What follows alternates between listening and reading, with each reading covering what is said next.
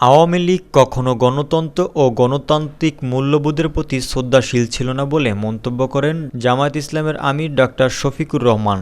আওয়ামী বাকশালীরা ক্ষমতায় থাকার জন্য জনগণের বিরুদ্ধে যুদ্ধ ঘোষণা করে প্রায় ২,০০০ মানুষকে হত্যা করে দেশকে মৃত্যুপুরীতে পরিণত করেছে। আওয়ামী লীগ কখনোই গণতন্ত্র ও গণতান্ত্রিক মূল্যবোধের প্রতি শ্রদ্ধাশীল ছিল না।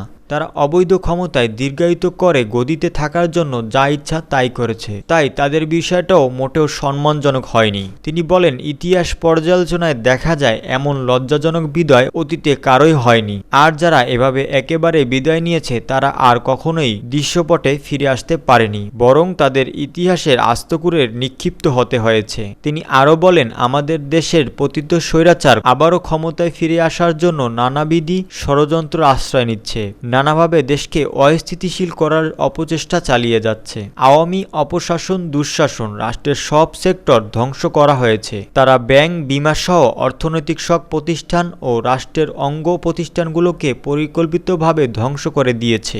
মূলত তারা জনগণের ভাগ্যের পরিবর্তনের কথা বলে নিজেদের ভাগ্য পরিবর্তন করে নিয়েছে। জনগণ তাদের অপশাসন ও দুঃশাসন আর ফিরে পেতে চায় না।